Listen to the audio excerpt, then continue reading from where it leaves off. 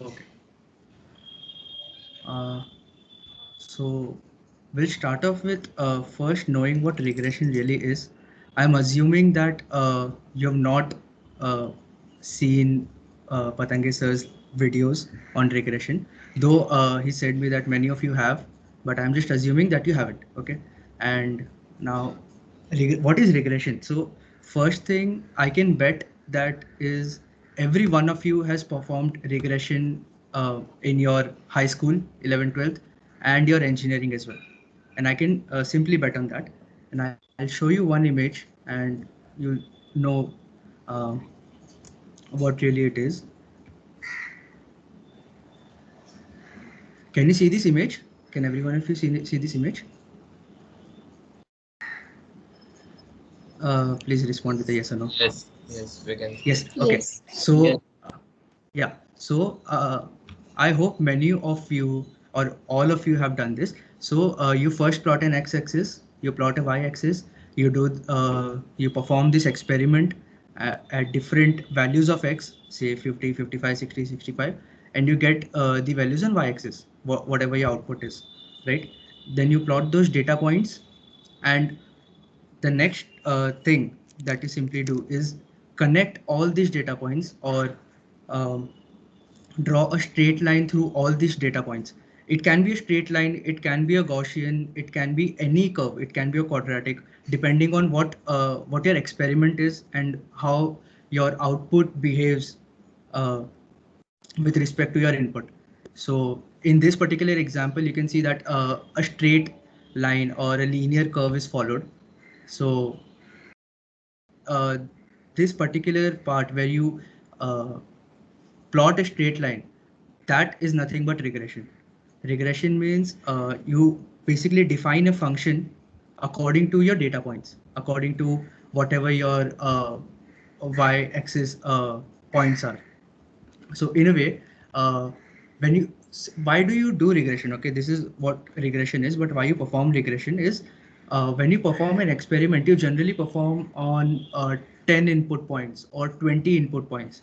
There's a particular set of input points where you can perform your experiment, because in most of the experiment you are limited by time, by its power consumption, and many other factors. So you perform these experiments only on 10 or 20 input points. But now, suppose you have performed your experiment on input points like in multiples of 5, 5, 10, 15, 20, 25, etc., etc. But now you need the output at 12. Suppose you need your output at 12. Then what will you really do? One method is to interpolate between 10 and 15. That is one thing that we do. And when we interpolate, we tend to consider a linear relation always, because that is the simplest one to interpolate. It becomes difficult as you try to interpolate complicated uh, functions. So what regression does is it regresses, or it gives you an out function in y that will give you output you want. Now consider this example. If I perform an example, if I perform this experiment at 53, then it will surely give me a data point somewhere over here. And uh, if I basically define a function which automatically gives me an output over here, then you don't need to perform experiment again and again. So that is why that is basically why we perform regression. And now So regression that is means something, we can predict. So that means we can predict the value at that instant using the right, relationship. Yeah. right, with a limited number of data points. We don't need to perform thousands and lakh number of times the experiment, because we don't have enough time, we don't have enough resources.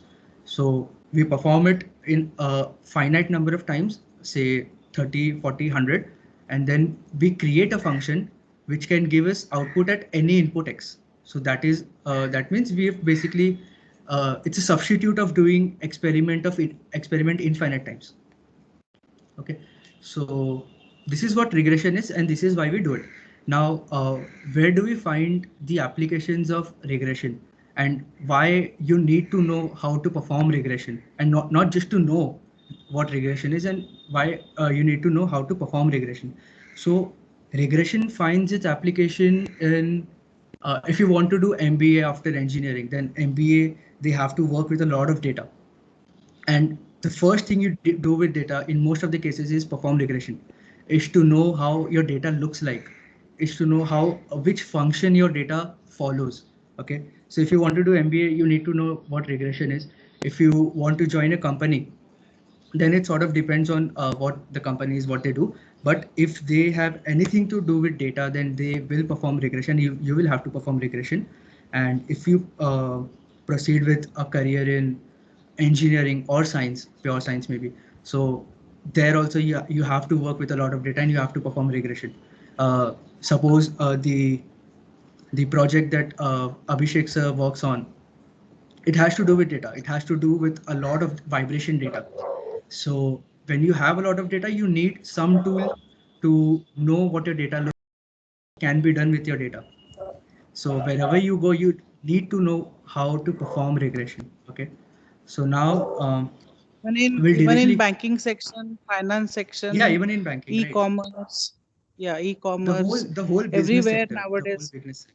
Yeah, yeah, correct. And many a times regression goes unsaid, like its applications go unsaid. No one will tell you what really regression is, because it is assumed that you know regression, that it assumed that you know how to perform regression. So it's a new normal. Regression is a new normal of the industry. Okay, so now we need to know how to do regression. So I assume that you guys have downloaded the software, installed the software, and you've received the data files. I've sent you 3 data files. One was Mira Bhinder, one was Kerala. Third data file has something to do with the sun. So can I know, like, at least some of you have the software and the files? Yes. Like, yeah, great. Anyone else? Like, please, you can just say yes or no, it's fine. Yes. Yes. Okay, anyone Yes. who has an issue with installing the software?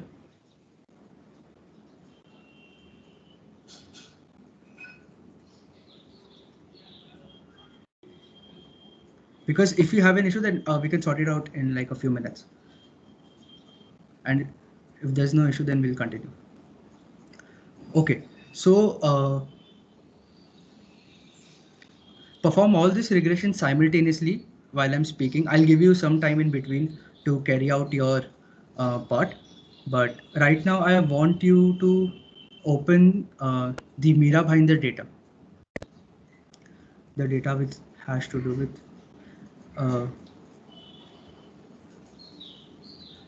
can you see the data on the screen? Yes. Yes. Cool. Yes. Okay, so everyone just keep this, or don't open the file now, it's fine. So I'll tell you first what this data is, what each of the column mean. Okay, so the first column obviously is date, which date the data was collected. So this is COVID-19 data. Okay, uh, I believe sir did send you the paper uh, which used this data. Yes. Then Some of the them second they are column is, studying out. haha, great. So the second column is number of COVID-19 positive patients, that the number of patients which were reported positive on that particular date. Okay, it is not cumulative, it is on that particular date, that on 27th of March we had 1 case, 29th of March we had 4, and so on. Now, the third column is number of discharges per day. So you can see the first discharge was on 6th April, and then on 7th April there was another discharge, and so on. Similarly for deaths. And uh, so how do you calculate the number of active cases? So number of active cases will be number of positive patients uh, minus number of discharge minus number of deaths, because only those will be active. So, and this is a cumulative data. Now the number of active cases is a cumulative data. So for that, I first calculated, so this is the data I received till death. This is the data I received from the official website. Then I calculated what are the cumulative total cases. That is nothing but on the cumulative cases on 29th March will be cases on 29th March plus cases on 27th March, and so on. Cases on 6th April will be cases on 6th April plus 5th plus 4th any day before 6th April. So this is how cumulative cases were calculated. Then cumulative discharges, same way. Cumulative deaths, same way. Now how to calculate active cases is total cases minus cumulative discharge minus cumulative death. That will give you the active cases. Fine. So first what we'll do is I have Sai Davis open. So I'll copy this data. I'm just taking dates as numbers just for the sake of simplicity. This is how the GUI for Sai Davis looks like. This is the table tab, which basically is just for the sake of input. You can input all your data here. You can add columns, subtract columns. You can add X, Y, Z, all three axes. This is the results log. Whatever will be plotting over here, the results of which will be available here. Okay, so I'll just paste the numbers on x-axis, and I'll paste the cumulative discharge. No, total cases. I'll paste the total cases up to 65. Right. So now for one thing that you'll have to make sure if you have downloaded software just now, that what is the description of your columns inside Davis, which is here. What is the type of data that you're entering? If it's numeric, then it's fine. Otherwise, if it changes to text or month names, then it will the software will behave that way. It will consider the data to be text, and then it won't do any math with it, because there's no sense of doing math with text. Okay, so that has to be numeric. Format can be automatic or scientific. It is totally up to you. And decimal digits, up to which how much decimal digits you want your data to be. Now the first task would be to plot the data and see what it looks like, to know which type of regression should I perform. Should I perform a linear regression or a quadratic or cubic or exponential or Gaussian or Lorentzian? There are many. Okay, so first thing we need to do is plot the data. So you can see a plot option over here, exactly the middle option on Sai Davis. So click on plot, and then you'll see multiple options. You'll see line, scatter, line plus symbol, and vertical bars, horizontal bars, and so on. So because we need to know what we just need to look how the data spread looks like. So what we'll do is we'll select the scatter plot, and this is what the data looks like. Okay, everyone can see this data, right? Everyone can see this plot. Yes. Cool. Okay, so now which function do you expect this plot to follow? Any 2-3 responses. Which function do you feel it should follow? Exponential. Exponential. Okay. Which one? E to the power x. Parabolic. Yeah, exponential. Okay. Parabolic. Okay. Any other responses? Okay.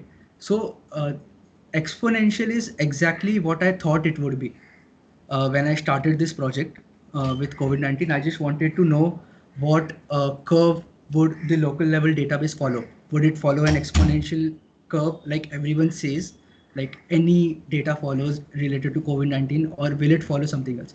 So first, what we'll do is we'll try to see if exponential really fits in, right? So what you have to do is right click on this plot. You'll see an analyze option. A sub options will open, and then you can fit any of these. You can see you just have to click on the option, and it will fit for you. Okay, so you can fit linear, you can fit polynomial.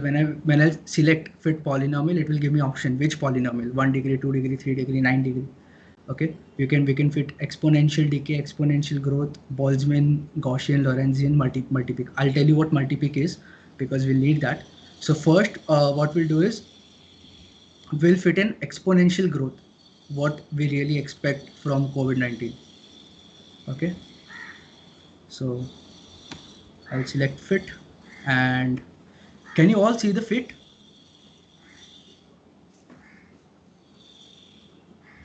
Yes. Yes. Yeah. So is it a good fit or a Yes. bad fit? The red line is the fit actually, and all we have the data points as well together. Is it a good fit or a bad fit? Bad fit. Bad fit. It certainly is a very bad fit. It's the worst fit we can have. Okay, and that we can check. Obviously, we can see it, but from the results log, if you see chi-square and r-square.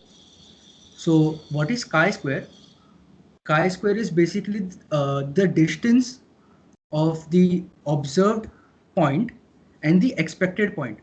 So the data that we input is what we expect, right? And but what we observe is this red line, is this red plot.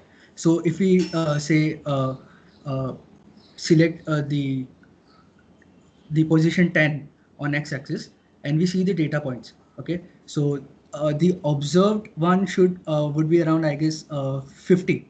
Okay, but what we no sorry the expected would be around 50. That is our data point, but what we really observe is somewhere around 200, right? So the chi-square for this one point would be 200 minus 50 squared, that is 150 squared upon upon 200. And if we sum this for all the data points, we'll get the chi-square. Okay, so the chi-square value is more than 2 million. Okay, which is just pathetic, because for a good fit we get chi-square of, like, we get a chi-square under 100, and even under 1, even under 10 to the power minus 5, if we really have a great fit. Okay, and now we'll see what r square means. So r square is basically the percentage accuracy of the fit, and that here is 0.22. Just multiplied by 100, you'll get 22.31 percentage. Okay, so it's the worst fit you can get to a data, that is 22 percentage. So this is where my work started, because this is unusual. This is not what everyone expects. Okay, so now what I have to do is see, if not uh, exponential, then which curve will it follow? And then we can obviously infer, why did it follow some particular curve? Why is this change necessary? And because there is a change, because there is something that hasn't been reported, uh, that is why we basically wrote a paper, because we need to report this fact. Okay, now what I'll do is I'll select the add remove curve. So this I'll just use this to remove this exponential fit, because I don't need it anymore. Just select the fit, the graph, that is exponential growth fit 1, and select the left arrow. Okay, so it will simply remove it. So now that is gone. Now, any other um, guess on what it would be or it should be? It's not exponential for sure now. Linear. Linear, okay. Well, linear, you can't say linear because it simply doesn't look linear, right? A linear fit would be a straight line. I'll fit a linear for you, but it's pretty clear that it's not linear, right? The accuracy is still 87%, but the chi-square is 0.3 million, right? Or 361,000. So that's still huge. And we can see that it's not a good fit. There are many points which simply don't resemble the graph. So I'll remove this curve as well. Any other guesses? Polynomial? Polynomial. Polynomial. Which polynomial? Which degree do you expect? Degree 2. Degree 2. Okay, we'll fit a degree 2 polynomial. So the order here is 2. 1 is for linear, so 2 is for quadratic. and x minimum is 1 because that is basically the x input. X minimum is 1, x maximum is 65, and the color is red. You can change the colors and everything else. And the fit is for table 1 2, right? So that is also what you can change. When you have multiple columns, then you have to select which table would you like to plot the results for. So I'll fit this curve. Now it's pretty good fit. It's a much better fit. The accuracy is 97.8%, but if you still see the chi-square value, it's 62,382. It has improved a lot, but we can improve more on this, right? Because you can still see this gaps. Those gaps basically mean that there is a difference between the observed value and the expected value. So we can do better now. So obviously the next would be to fit a cubic curve, and I just remove this plot and fit a cubic.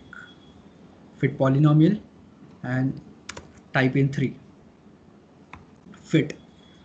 Now if you see the fit, the accuracy has come to 99.7% on an average, and even if you see the whole plot, it's a much finer and better plot. It almost represents our data, right? And the chi-square value for this is 9300, which is much better now. But how do we decide if we want to go for a cubic fit or a quadratic or a fourth order polynomial? Because as you can see, if I now select a fourth order polynomial, it will give me an even better fit, and so on will go with like even the ninth order. It will give me almost 100% accuracy. But how do we decide? So that is basically the optimization problem. And one way we can do is just see the accuracy for cubic, that is 99.6%. Now I'll fit a fourth order. Okay, and yeah, we can fit multiple plots together. Now the accuracy with fourth order is 99.8. That is, it has improved by 0.1%. So we went from cubic to fourth order, but the increase in accuracy, or the increase in the accuracy of fit basically, is just by 0.1%. So that is the only reason we won't report this curve to be a fourth order. We will rather report it to be a third order curve, because the rise in accuracy compared to the rise in order is very less, and we simply don't need uh, a fourth order curve to report this data. We can work with cubic. Okay, so this was the first thing with respect to the COVID data. Now I'll again go back to the Mirabinder data, and now I'll do this with cumulative discharge. Okay, so we'll just uh, copy the cumulative discharge data and go back to Cy-Davis. We have selected this column. Simply delete all the values. There's no point of this plot anymore, and paste the data for cumulative discharge. Okay, I'll delete this curve, and now again same procedure. Select both the columns that you want to plot. Go on the plot option, and you can now I'll just for the sake of showing you how a line plot would look like, I'll just plot a line curve and not a scatter. So line does nothing but it will connect all the data points. So that is nothing but a line plot. So I'll plot this scatter. Okay. Now logically, which curve should this data follow? This is the cumulative discharge.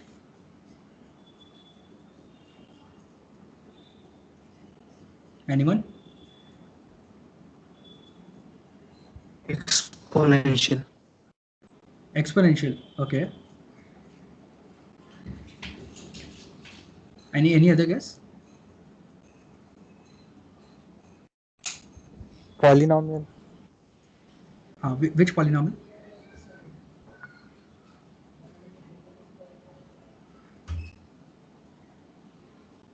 Just random guesses. Cubic. It's fine. Take any number. Cubic. Cubic. Okay. So logically, the first uh, the first guess that anyone should make now at this point should be a cubic polynomial, because the total cases followed a cubic curve.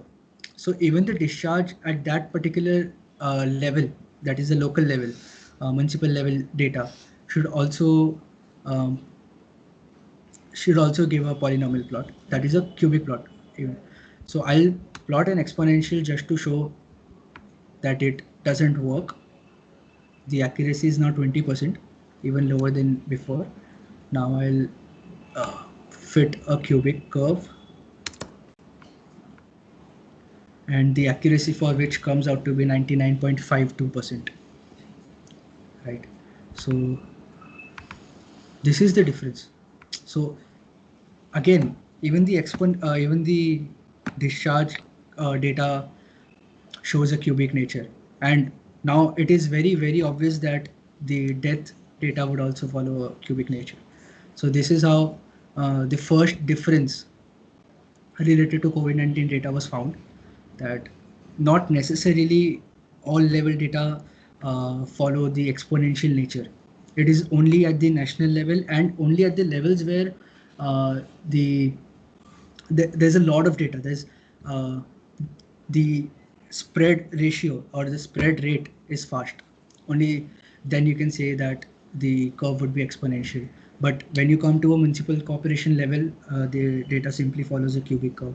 And from this, I can expect that a state level data should follow fourth degree polynomial or something like that. But only when we get all these regions together to make a country, that is when we get an exponential curve. This is one inference. This is one inference that you can make. Okay. Uh, so now in this plot, I can change the x-axis title. Simply double click and a new dialog box will appear. Uh,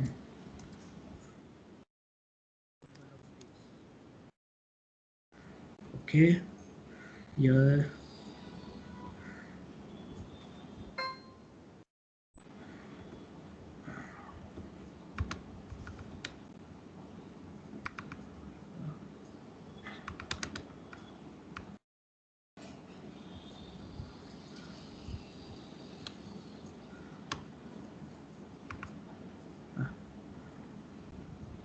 Somehow this. ठीक है. Anyways, you can name the y-axis title and the title itself, and also this what do you want to call this plots as. You can see in the paper I've named all of these and I've done all of this. Okay. So I'll delete this plot. Okay. So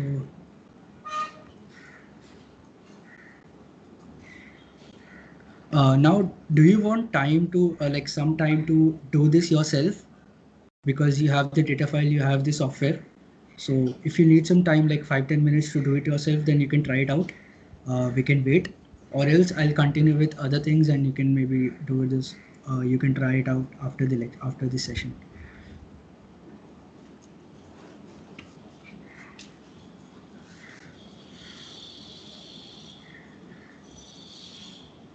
Anyone?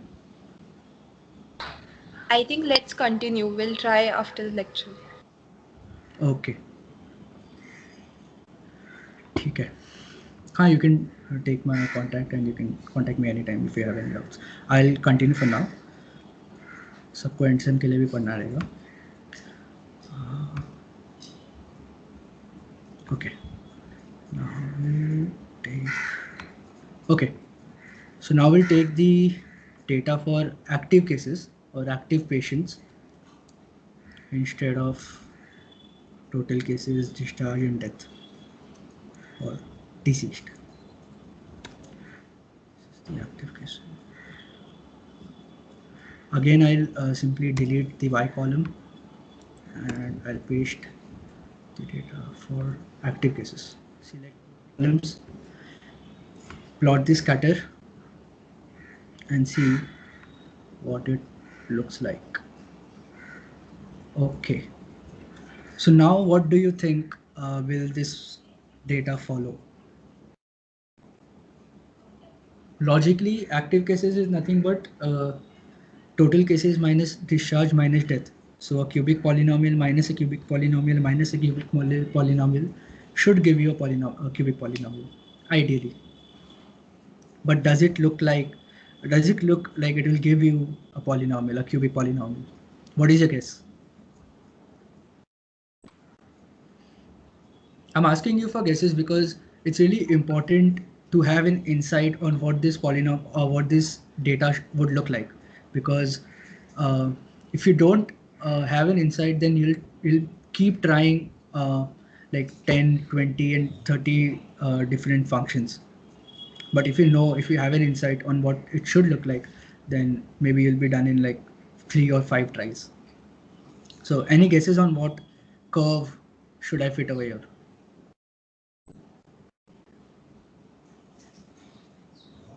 Square polynomial.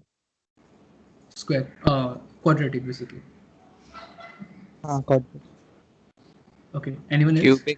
Cubic. Anyone else? More guesses?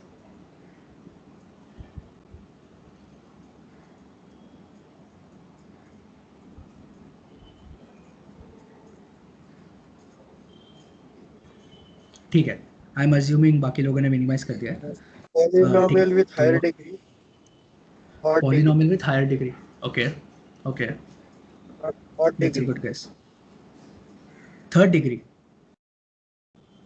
Odd degree. Odd degree. Okay. Odd degree. Odd. Okay. Understood. Odd degree. Okay. First, I'll fit a quadratic, as someone said. So the fit with quadratic is bad, as you can see. Like there's very less resemblance of the data. So now I'll go for a cubic fit. Cubic does a better job, comparatively much better job, with an accuracy of 90%. But maybe you can. It's a tough guess, but maybe you can think of something after seeing this cubic plot. What's happening over here with the data? One thing you can for sure observe is that it increases, then decreases, and then again increases. So should that give you something different? Will it be multi-peak? Right. It is indeed a multi-peak plot, a multi-peak Gaussian, basically, would be the best one. And I'll just select fit multi-peak. It gives me two options to select a Gaussian or a Lagrangian. Now, what is a Gaussian? I'll give a brief of. You have seen a bell, right? Gaussian is also called a bell curve. So because it looks like a bell, completely like a bell, and it is the most natural function or the most natural curve to be observed. If you see any data that comes inherently from nature, that is maybe astronomy for one, it always gives you Gaussian curves. Okay, so I'll fit a multi-peak Gaussian. Now in multi-peak Gaussian, I can see I have maybe 2 peaks, so I'll go for 2 peaks Gaussian. Now what you have to do after selecting multi-peak is you have to give an initial guess on where the peak would be, because now the variables are more and the data that you give is does not really give the information related where the peak would be. So you have to give an initial guess of where you expect to see a peak. So I'll just give one over here. Just double click and you give one peak, and I'll give the other over here somewhere. Ha. Okay. Now, many times what happens is you don't get a plot because your solution doesn't converge. It doesn't converge to a solution. It generally diverges out when you give initial guesses. So it's very important where your initial guess is. This time it is a success, and the accuracy of it is 96.6%. It can definitely get better, and I think I've made a better plot, uh, which is there in the paper, because when you do it multiple times, you sort of get to know where your initial guess should be. So we can do it better uh, just by selecting different initial guesses. Okay. So now regarding COVID, okay. So when you see the active cases plot for any country, uh, for example, take India. So even that is exponential. Even the active cases are exponential for country cases. But again, now this isn't even cubic anymore at local level. Now it's a multi-peak Gaussian. It's giving you multi-peaks and lows. So what can you infer from here? So one thing that you can infer from here is that the active cases increase and then decrease and again increase, which means once the active cases increase, people quarantine themselves. Uh, people don't uh, People don't get out anymore, and that is why you see a decrease in the active cases. But again, as you see a decrease human behavior, so once you see a decrease again in the active cases, you again start moving out, you again start meeting people, and the active cases go on increasing. So this is what I inferred from this graph, and the data which confirmed this hypothesis was of Kerala. So I'll open the Kerala data now. Okay, so for Kerala, I basically had the number of people quarantined as well. Basically, in the number of people who were in home observation and hospitalized. Now, why did I select Kerala was one reason because the data for Kerala was available. Availability was a huge issue towards the start of the pandemic. Right now, I think much more data is available. But when I was working on this project, much less data was available at that time. So Kerala was one which had uh, uh, whose data was online, and the other major reason for considering Kerala was the active cases of Kerala went down to 9 from uh, I think from 150 something, 250. Okay, from somewhere around 250 260, the active cases went down to 9 and then again increased to somewhere like 1000. So this was the this obviously was the best one to consider. So now what I'll do is I'll select the number. You can select the date as well. I'll just do it for the sake of simplicity.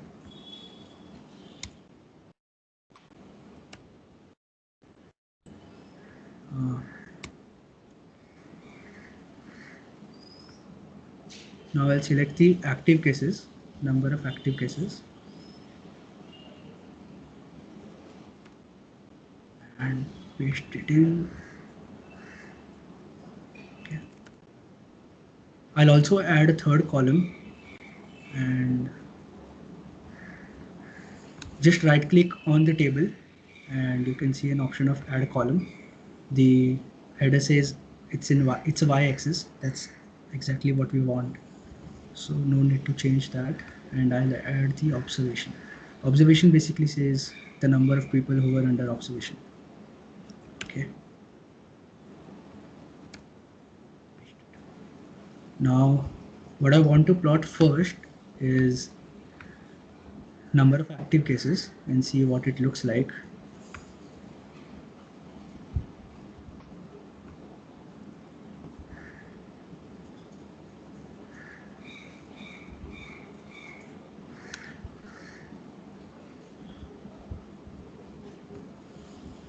table 1-3 got plotted too. I'll simply remove that for now. Okay. So this is what the active cases look like. Exactly like better than Mira Bhinder. And again, it's simply a multi-Gaussian. So I'll go and fit a 2-peak Gaussian. Select peak. Okay. I can obviously do a better plot after a few iterations. For now, the accuracy is 98.45%, and it's a fairly good plot. It fairly represents the data. Okay, so now how do I my hypothesis? How do I prove my hypothesis exactly? So what I'll do is I'll make another plot that is with the number of observations. Just tell them what is hypothesis first. Many of them Acha. they may not be aware of this term. Huh. So hypothesis is nothing but you look at some of your data or some of your observations at the first place, or you see at some physical phenomena at the first place, and then you think what Then you it can expect be. some outcome. Yeah, Yeah, when you can expect some outcome, we can say. yeah. When you think that it should behave in a particular way and you expect it to behave that way, so that is when you're hypothesizing, right? So you're making a hypothesis that this should work in a particular fashion, and then you go on to prove if your hypothesis was right or wrong. So in this particular case, our hypothesis completely worked out. Now, as you can see, this is the number of people who were put under observation. Self quarantine, like home quarantine, plus hospital quarantine. Okay, and the peak of the observation and the peak of active case are exactly matching, and the uh, basically the low of the active cases and the low of the observation match too. So what happens here is when the active cases increase, okay, so there is a lag between these two curves, because the effect of quarantining uh, won't won't affect the active cases immediately. It will take a few days to affect the number of active cases. So suppose if you are increasing the number of people quarantined today, and so you'll see the result of it in like 3-4 days maybe. After 3-4 days, you can see the active cases going down. So this is really important.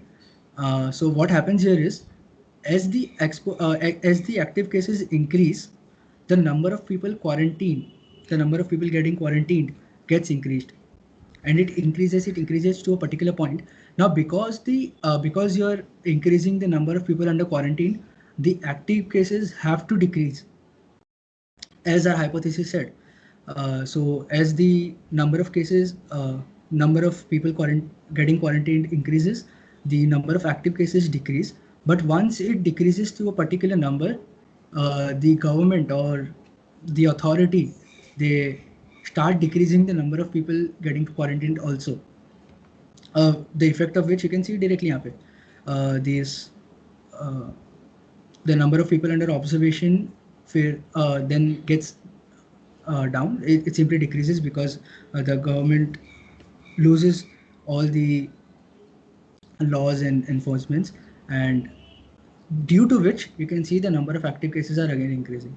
So if you see these two graphs with a lag, then you can observe that yes, because the number of cases increase, government increases the quarantine, uh, home quarantine and hospital quarantine, and as the number of cases decrease, they decrease the quarantine as well.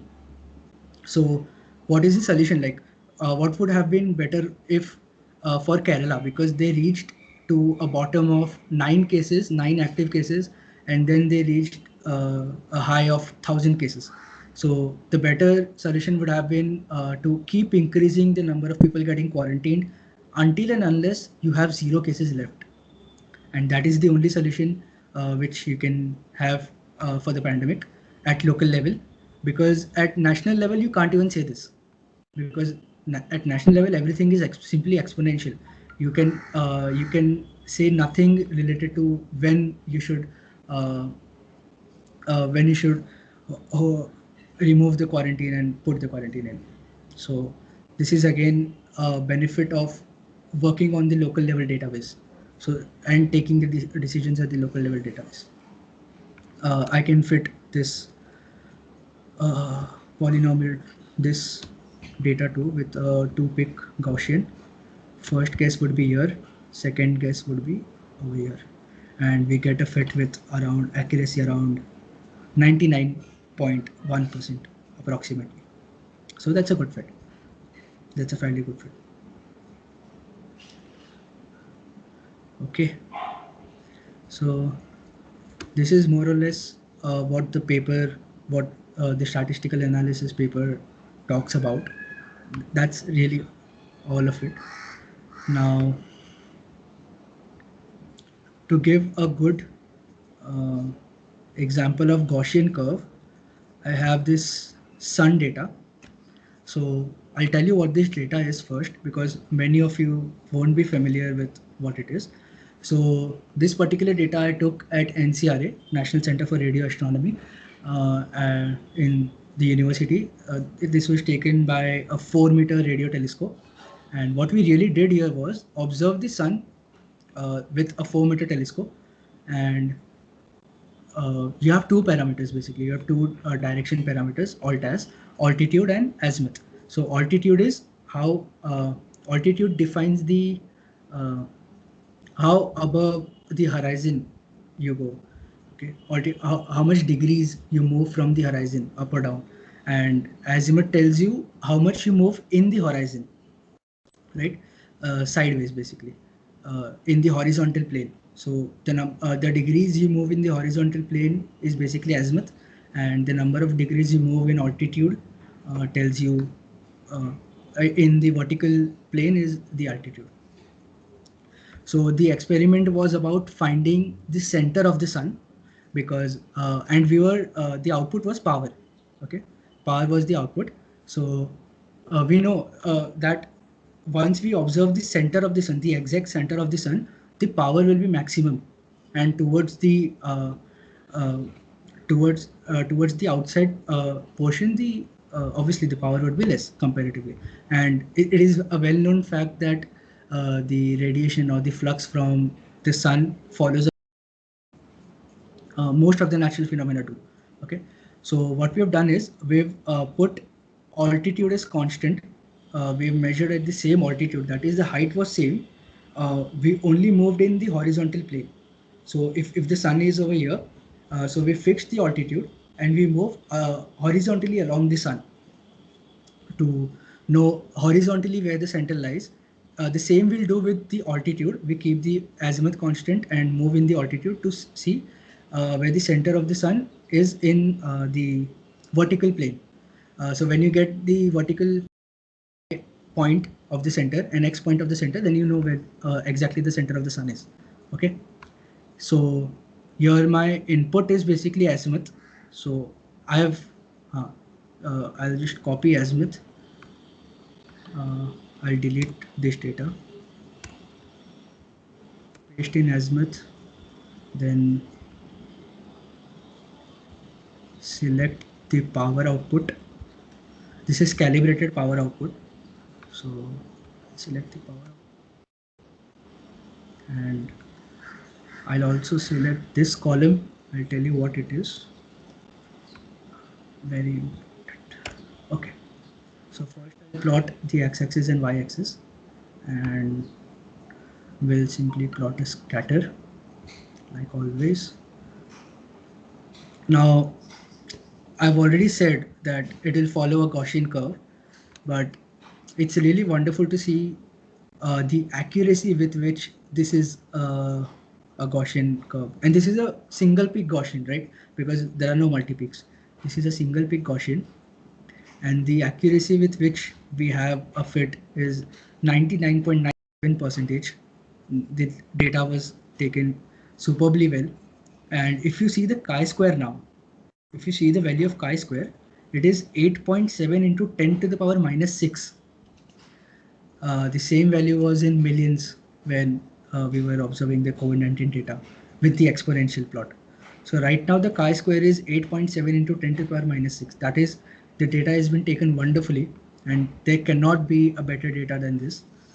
And the accuracy is 99.97. I just wanted to show, by this data, I just wanted to show what a Gaussian curve exactly looks like. It's a bell curve. Like many of us don't know what a Gaussian plot is or a Gaussian curve is, and it's very, very important to know what it is. Now, what Even is in this the third quality column? control, they will learn. So what is Six Sigma? That time also Right, they will get to know about this. right. Sigma is the most important tool to know the uh, Deviation. the deviation as well as how good your data is, because it shows you where your noise lies, how much noise do you have in the data.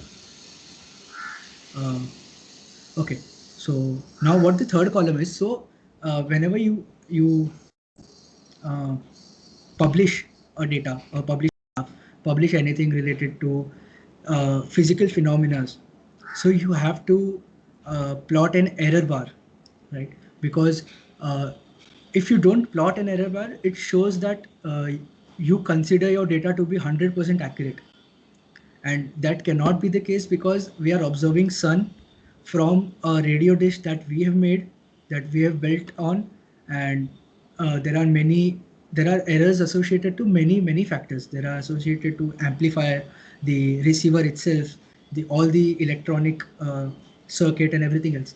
So you have to put in error bars to show what the errors associated with, what errors do you expect it to have.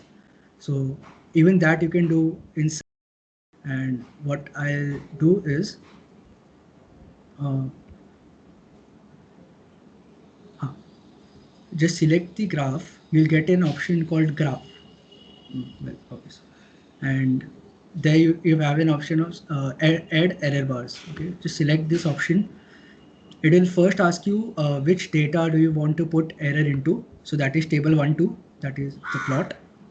Then source of error. From where do you expect your error to come? Like if you have an existing column of errors, which we have, another option is percent of data. Like I simply, if I select 5, then it will take 5% of my output to be error, and standard deviation of data. Even that we can, it will basically take the standard deviation and consider it to be the error. So I have an error column. So I'll select existing column, table 1. This is table 1, and the column number 3, because column number 3 is our errors. Add. Now what you get is the error bars on the plot. Now this is very, very important when you publish your data, be it in science or engineering, it doesn't really matter.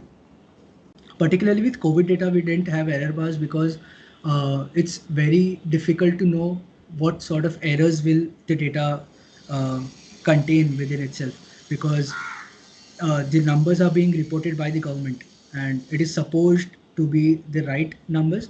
It surely isn't, but you don't even know how the errors would deviate from the reported numbers. So that was one reason we didn't report any errors with the COVID data. But anywhere else, if you want to plot, if you want to publish any graph or anything, you have to show the error bars.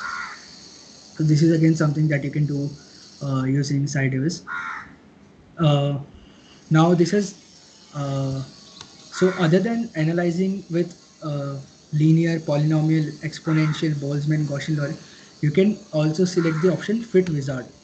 Okay, so what you can do is here you have categories, basically user defined, built-in, basic, plugins. Okay, so built-in functions are the ones which are built in, basic ones are the basic ones, plugins, you basically have functions in your computer and you want to plug in those functions, or the best option is user defined. So you can type in your function over here. You can add an expression.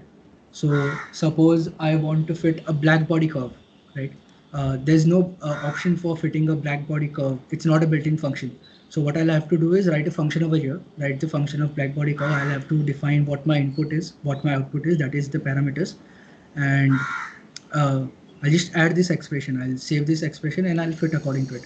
So in a way, you have infinite number of functions available on Cydevis, because you can always come here and define your own function, the one you want to fit, right? So this is another benefit of Cydevis. More you can do with 3D plotting. You can plot 3D curves. If you have data on the z-axis, you want to visualize some data in 3D, in three-dimensional, so you can do that. One option you have is a data reader. So if I want to know what is the x and y coordinate at this particular point, so I'll just click data reader, and wherever I'll go, it'll tell me what data it is. So this is another good function, and there are many more tools.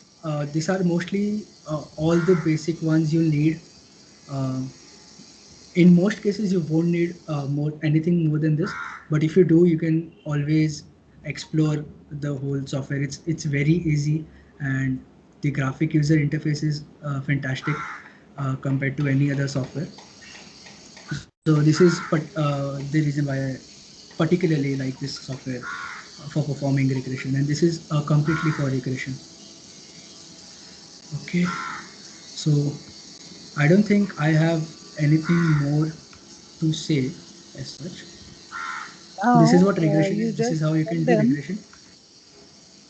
Okay, now you just tell them the website where you can get the data of various applications, so that they can download the data according to their interest and they can play around it. Yes. There are Just many show them websites classically. which Yeah. actually I didn't data.gov.in. Okay, so there are many websites. If I talk about astronomy and astrophysics, then all the different telescopes, all the different missions, they have an archive. So there I can find all the data. I can anytime download all the data because all those are open source. Then it really depends on which type of data you want, because and most of the times you'll find the data available online. And I'll show you one particular website that will be pretty useful, uh, which I found recently, and that is this particular one, data.gov.in. So this has literally all the national data you can get if you are into, if you just want to perform data analysis to do anything. You can just get your sign in whatever, and you can get data related to water and sanitization, health, transport, labor, employment, economy, education, industries, anything. So this particular website is by the government itself, and it has a lot of data. Okay, so if you simply want to perform data analysis, just do some example data analysis, then you can check this website, download some data and do it.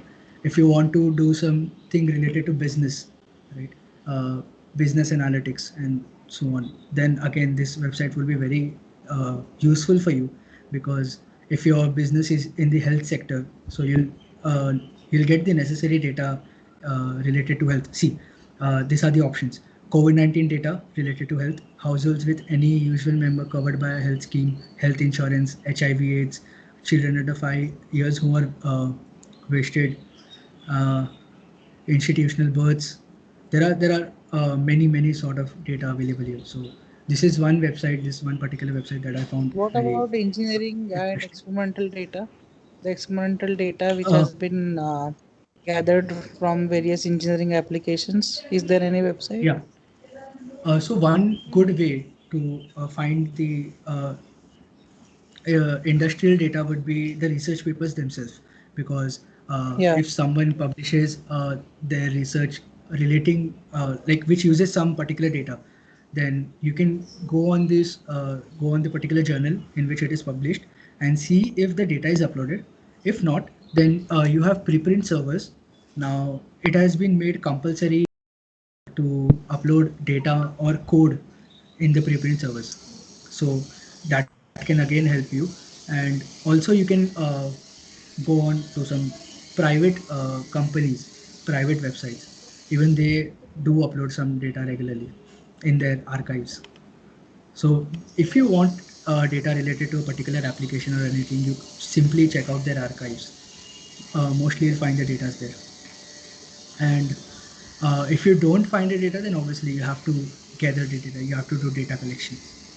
Like in Abhishek sir's project, all of the data collection is done by uh, like personally going into the industry, uh, doing your setup there and taking all the vibration data. So that obviously will cost you some money, but since we are in an institution, we can always get it for free or get it reimbursed. Yes. Anything. Yes. And now, if you see, Thank you the so first thing much, I told Aman. you was, yeah, regression Go ahead. is Go the ahead. Go ahead. most basic tool, right? Regression is the most basic tool, and it goes unsaid that, like, you don't describe regression in a paper or anything such, because it's very fundamental now. But if you see my particular paper, then it has regression description as well, and the whole paper is typically based on regression and nothing else. Still, we it for publication, and we are expecting that it will get published because the results are exciting, the implications, the inferences are exciting, and that is what References drawn. matters in. Yes, that is what matters in a research. Like any one of us can do and can go on and do some research. It's not research is not about doing uh, or Fitting a curve or doing the interpolation is not a yeah, research. it's right. The It's not inferences about which doing you draw, anything complicated. You that can, is the if your research. inferences drawn, if your inferences drawn are exciting enough, if they are new enough, then it doesn't matter what tool you use, what method you use. It's not about for research you always need some hyped up applications or hyped up complex problems. No, you don't. There can be a research paper on regulation. I've just showed you that. So go ahead, gather some data. If you find anything new, if you find anything exciting, then you can obviously contact Abhishek sir or me or anyone else, and you can do something with it probably. And also one thing, SciDavis is one platform where you can perform good regression. Platforms, more open source platforms. One is the most widely used platform is GNUplot, but it expects you to know the key the keywords to plot and to do everything. So that is one reason why I don't prefer GNUplot, because the GUI for SciDavis is much better. And two more platforms, the most used platforms will be MATLAB and Python. You can do regression in MATLAB, both in MATLAB and Python by a single function. In Python, I guess the function is curve fit, and in regression, it depends on which type of fit you want. There's simply a predefined function. You have to input your data. You have to input all the conditions, the type of curve you want, and that function will give you a good fit. So even in MATLAB and Python, you can do this. I'm not showing you how to do it, but in MATLAB, there is a toolbox called regression analysis. You can install that toolbox and you can see your way around it. It's very simple. Just input your data and select the regression function you want to regress. And in Python, there are just two lines of code through which you'll input the data, and the third line of code will simply regress it using a function. Yeah, so that's it from The my side. laboratory session for numerical method subject has been shifted to next semester. So, Oh, okay. I'm going to teach them this on this all topics on the Yes. MATLAB. I Yes. hope you all So be this is the here in from January. So this is basically the easy implementation of regression. What you'll probably learn in your lab course next year would be from the scratch, how to create this function from the scratch, right? Yes. So that is again very important to know because it's important to know what you're doing. We can obviously perform this regression with just one command, but it's important to know what's happening at the back end. So that will be done in the next semester.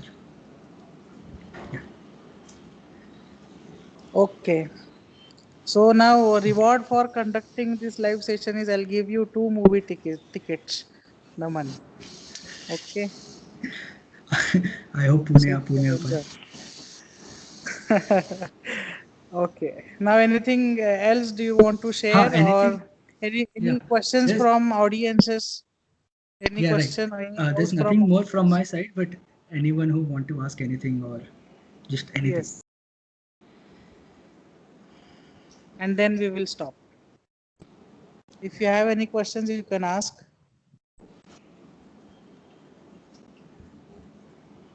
Did you get this software? How it works and how you can perform regression simply? And what regression is? Like maybe if 2, 3 of you can respond.